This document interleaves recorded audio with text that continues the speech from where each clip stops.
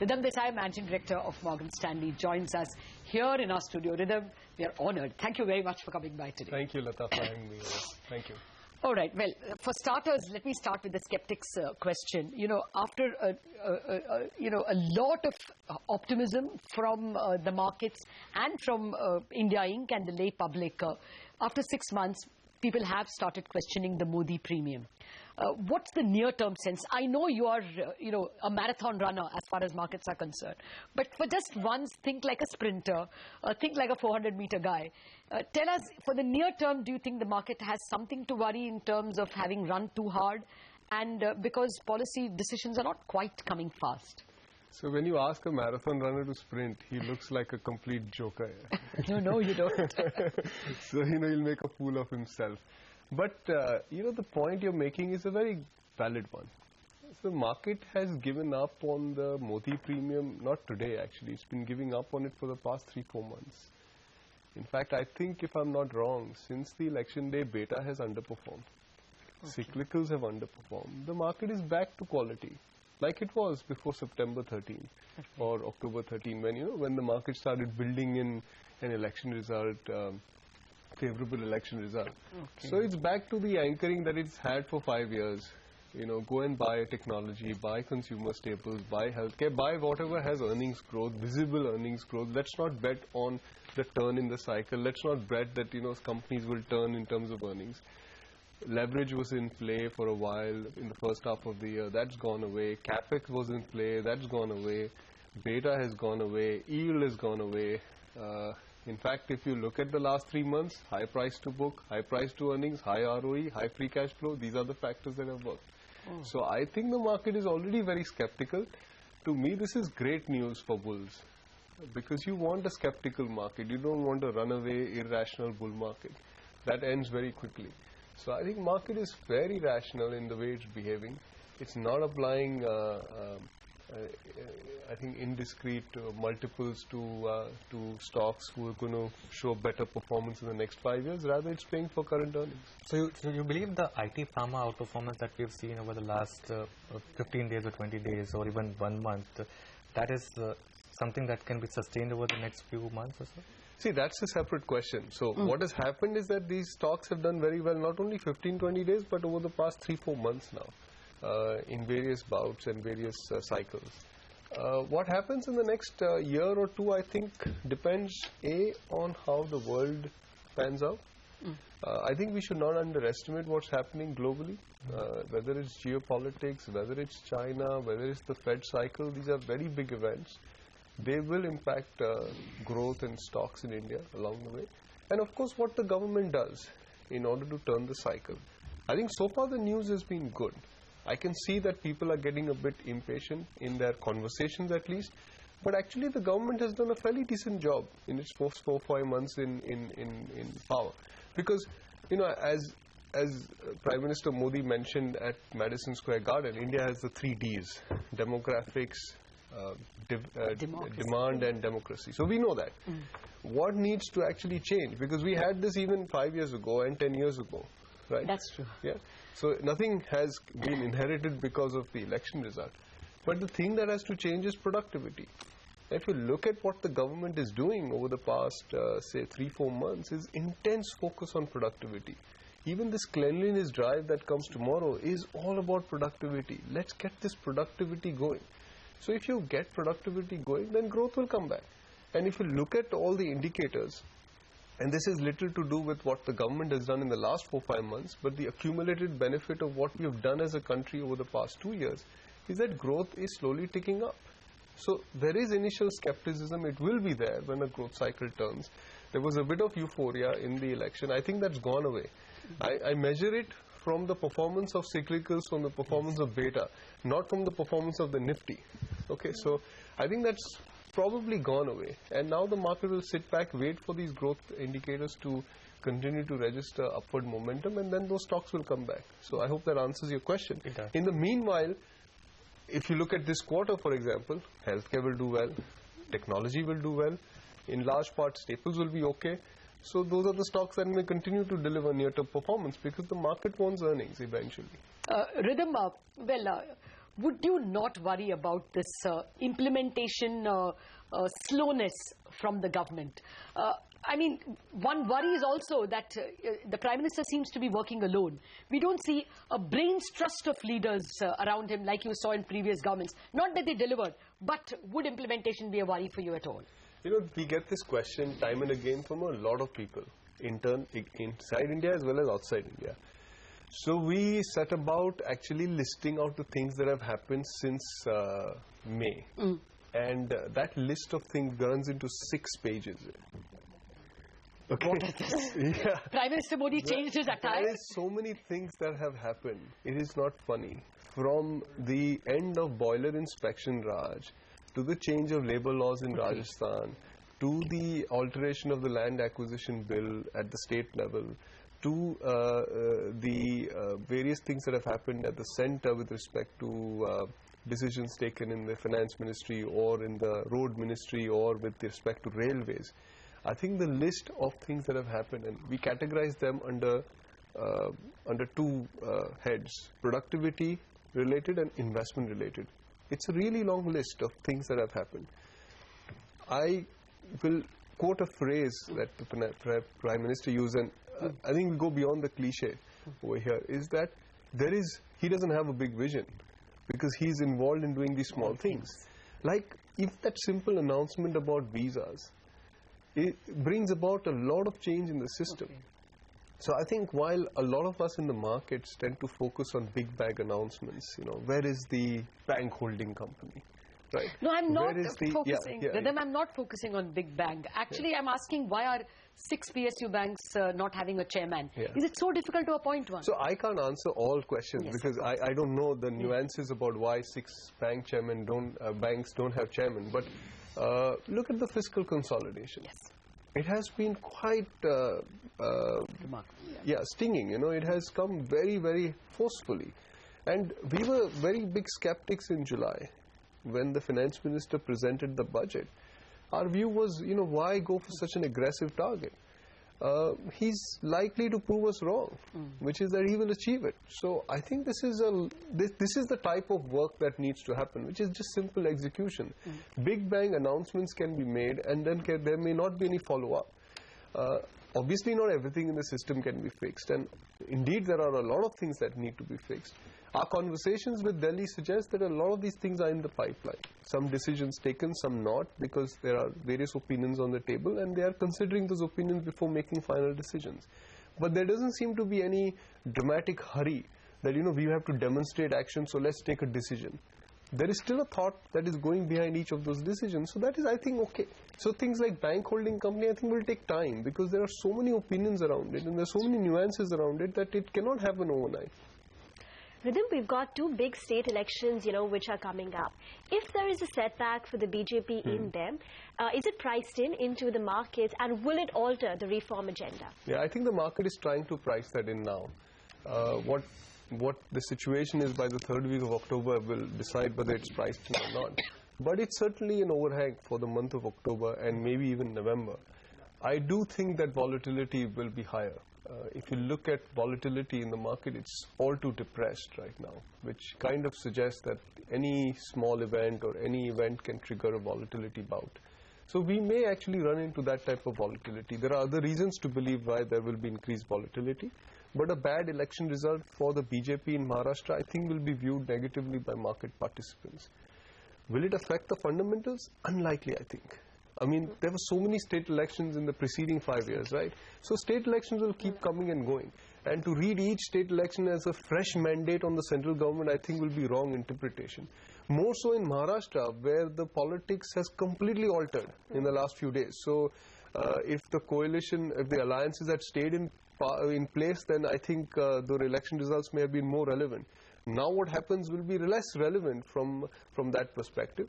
And I do think the BJP is taking a risk here. And we may see the BJP doing this in successive states, which is that they see a scope for coming into power independently in a lot of states where they may have ran alliances before.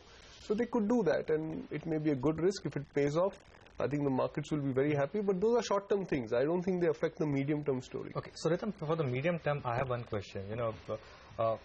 What about liquidity? Because and the market's ability to absorb any kind of FIS selling, because over the last 10 days or so, there was minor selling. It's not that there was major selling. And we've all been talking about domestic liquidity also being there.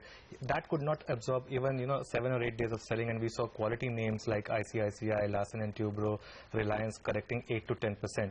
Does this market have the ability to say, for example, absorb even $1 billion of FIS selling if liquidity dries up going forward? Again, that's for the short term. The answer is no. I mean, if any one class of investors, and particularly FIs who are the largest non-promoter shareholders in Indian companies, sell, the markets will take a bit of pressure and they will have to go down. So, I mean, the answer is obviously no, it can't take that. And it's good that the FIs are selling, I think. It shows, again, as I highlighted at the start of our conversation, some amount of rationality in thinking processes. Nobody's chasing momentum here. I mean, that's the last thing that people are doing, that, let's chase momentum and, take share prices higher. That's not happening. I think the market is being quite rational. So the selling, I think, is probably in anticipation of a difficult October, because there's an earnings season upon us, there's an election result upon us, there are Fed decisions, there's a China issue. There are quite a few issues around for the markets to deal with. So some selling may be happening in anticipation of that. So putting all this together, how steep could the correction be in the near term, say in October or November? I'm coming back to Lata's question. Sprinter question. Sprint question. You always want to nail me on the sprinter question. I'm going to be so wrong about this, but I'd love to see the markets give a 10% correction. That's my response. I don't know whether it will give that or not. Because you never sell stocks and you would buy them cheaper, right? Yeah, as long as I guess people want them cheaper, I guess they're not going to give you that 10%. Yeah, I was telling somebody over lunch table yesterday, in fact, my office folk, that if you invest 10% of your basic salary every month into stocks, and do that from the beginning of your career to the end of your career, you'll be amazed by the amount of wealth creation you will have. And you'll retire so rich, you won't have to worry. I'll cut that bite out for my son. Okay, Ridham, more about the credit policy and what Governor Rajan was saying. His best estimate, or so it seems, the RBI's model, is that inflation doesn't go below 7% if you go by the model. Is that going to be a growth speed breaker in 2015? Yeah, it could be, and I think this is great news again. I mean, we're focused on what the government is doing. Let's not lose sight of what the RBI has done. I think they've done a fantastic job since Governor Rajan took over last year, whether it was to stabilize the external side or to lift real rates decisively and unwaveringly. I mean, he's just completely behind keeping real rates positive, which I think will bring down inflation. So I think his stubbornness about real rates will actually probably lead to an inflation surprise on the downside. And if the government complements that with strong fiscal consolidation as it is, I think the chances are that he'll be pleasantly surprised. Okay. So we may get inflation lower than what it is. But there are risks. I think we appreciate the point that the RBI is making, that there are upside risks. The government may waver on the fiscal side. There could be global risks that could come to the fore. The situation at best is, I think, fragile for India on the inflation front. So the work is not over. It's still work in progress. It's very similar to last May, when we started rectifying our macro and we had started taking down the deficit, but it was work in progress. Any global shock would have exposed us, and that's unfortunately what happened last May. So again, we are in the same situation with inflation. We need time. I think given another 6-8 months, the inflation situation is likely to be a whole lot better. Yeah, I mean, there's no denying that there are two wise men in power in Mint Street and in North Block or in Delhi. But Ridham, one more macro question, and then we want to discuss sectors with you. How are you reading the global scenario? What is the baseline case? Are we going to get tremors? Will the Fed start hiking rates? Just draw out the world according to you over the next 6 months or 12 months. So our worldview on a sprinter time perspective is that it will likely remain more liquid and more loose, because growth is not going to come back in a hurry. The Western world in particular is struggling. China is struggling, and Japan is also struggling. So all the major blocks in the world will probably keep this liquidity dose high, which is good news for India, I think. Therefore, the risk is that it doesn't happen that way. The risk is that we get surprised on growth, and then the liquidity has to go down. That risk, I think, is the highest in the US and probably the lowest in Europe and also China. Couple of points here. The first is that given this situation, there's a concurrent strength in the US dollar which we have to deal with. And you can see that in the rupee, right? It's trading at multi-month lows. Which is actually good news for India, I think. It's not bad news. I think the RBI will be very comfortable with the rupees trading slightly below fair value than above fair value. But if the dollar gains too much of strength, it will feed into inflation. It will feed into a lot of other things like risk appetite, therefore more FI outflows. The other thing I think we need to worry is China, which is that China is looking a bit vulnerable to a big slowdown in growth. And we can see that in oil. You can see that in iron ore. So commodity markets are convinced that Chinese demand is weakening. Now, this may all seem good for India, actually, in the medium term. Yeah. But in the short run, it may upset risk appetite and therefore cause problems to India. So I think these are the two things that I'd worry about. But generally speaking, I think the world is still fragile with respect to growth. Debt levels are very high. If you ask me a longer term view, I think the world is quite messy. Very high levels of debt, very low levels of interest rates, low level of growth, worsening demographics. It's not a pretty picture, which is why India looks so attractive to long-term investors. Right. Now for some sector talk. How do you play this world according to Ridham Desai? You are expecting implementation to finally show up in the form of growth. So what kind of growth numbers are you looking at in terms of earnings? And therefore, what should the sectoral bets be? So within the cyclicals basket, we prefer discretionary consumption over industrials. That's been our preference for a while now. It hurt us a lot immediately around the election results. Industrials did very well, but now that trade is coming back to us. I think it will stay like that. Discretionary consumption, whether it's autos, medias, or retail, I think will do a lot better than industrials. CapEx will take time to come back. So I think we can stay out of the industrials for now. In the defensive, so-called defensive basket, I think technology is a great place to be in. Demand from the US is ticking up. CapEx is ticking up. It's good news for tech companies in India. And if the US dollar strength sustains, which is concurrent to US CapEx, it's good news. Technology companies will do well. So I prefer tech over staples, where the valuations have, I think, got a little bit too expensive. Technology is in the mid-teens, staples is in the mid-30s. I think it's a no-brainer. So if there were two trades, then you buy discretionary consumption over industrials, technology over staples. And I think in terms of government policy, I think energy makes sense. So I think there will be a lot more progress there. I see a great focus from the government on energy. So whether it's diesel price decontrol, which I think will be eventually anyway happening, eventually you'll get a gas price hike. I think eventually we'll get shale gas stuff going in this country. So I think the energy news flow will be quite good, and the earnings in that sector will surprise the street over the next 3-4 years. So that's one sector I'd also back. So how do you play energy? Because you have the oil marketing companies which have doubled from recent lows, but valuation wise might still be at historical lows, or compared to what their potential quite low. Or do you play with upstream like ONGC, which have rallied quite a bit, but again if they've given $60-65 realization, then the earnings could really grow up 30-40%. I think both actually, Anuj. So one from each side, but largely the PSUs. Yeah, I think you want to buy public sector companies in your basket of stocks with a 1 or 2 year view, and the place I'd buy is energy. So buy upstream and as well as downstream. Okay. Ridham, what kind of financials do you expect from Infosys? We have a new CEO in place, but he will take time to, get the financials back to industry leading like it used to be. So in the interim, your expectations from the financials from Infosys, and would you still bet on that stuff? So let me not get drawn into Infosys per se, but I think the overall demand for the tech sector should be good. And in that context, I think the companies have a good earnings progression in the pipeline. The valuations for some of these large caps don't look stretched at all. In fact, I think they look quite cheap relative to what earnings they can deliver versus what expectations are in the marketplace. And I think the stocks are not as well owned.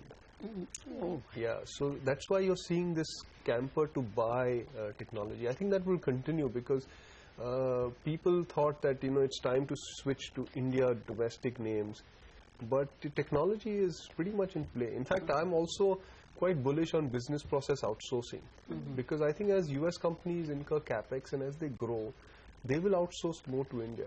This US trip of the Prime Minister, I think, assumes great significance in that regard. You cannot underestimate the amount of marketing that he has done for India, the awareness that it creates. The layman in New York doesn't know this. Now he knows there's something happening. So I think it does great work for India to win business, and therefore business process outsourcing will also do well. I'll just go back to the sector question because one sector which we didn't discuss is banks, which should be right on top of the list. I was going to ask you financials. Because we discussed cyclicals, defensive, but I think banks have to be there and private banks. We're still reticent about public sector banks.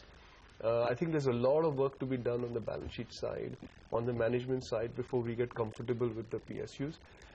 You can use them in a barbell strategy. You own 4-5 private banks and then put one mid-cap PSU bank there, because just in case things turn, then it'll give you outsized returns, fully understanding that it can actually also go down. But the core portfolio, I think, still has to be in private banks, both retail as well as wholesale. I think yesterday's RBI announcement on liquidity was very good for wholesale banks, and I'm quite bullish on wholesale banks because if the rate cycle does turn downwards, wholesale banks will do very well next year.